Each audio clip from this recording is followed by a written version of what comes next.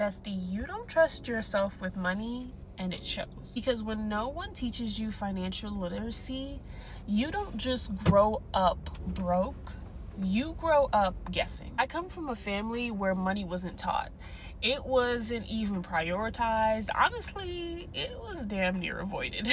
Remember trying to survive in New York with only $20 for groceries and for lunch, and I needed to get a Metro card. So at 15, 16 years old, I did what most people do, which is figure it out. When I went to college, I studied finance, accounting. I even got a job at a bank. And at that time, I thought I really understood money. I really understood budgeting because I could make my paycheck stretch.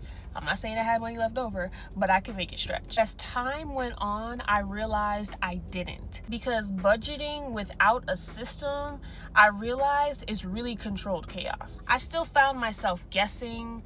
I was still reacting, and I was just hoping that things would work out. That's why even when money was coming in, like even when we would have like say a $12,000 day, it would still feel like money would just disappear. But girl, let me tell you, everything changed, and I think it was like 2023 when I found and read the Profit First method and really started to implement real systems, not only in my business, but also in my life. I stopped budgeting and I started telling my money exactly where to go. And girl, let me tell you, the moment that I realized that this was so life-changing and different, when I broke it down and showed it to my mom. See, because my girl is gonna avoid some bills sometimes, well, a lot of the times. I can't blame her. It's really about how she was raised and like her mindset when it came to money, just like all of us. And I think it's so important that when we learn something, we're able to share it with others, especially when it works in our life. And so when I really broke it down to her and showed her like how it works, her being able to actually pay her bills, pay them on time, and have money left over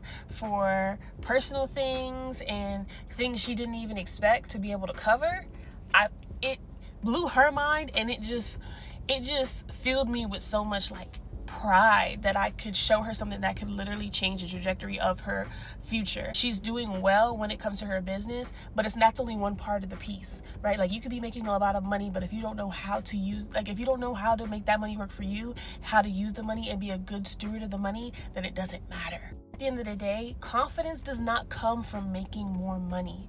It comes from learning how to manage it. If you're new here, I'm Talia Lee, and I am rebuilding my life by systemizing all of it.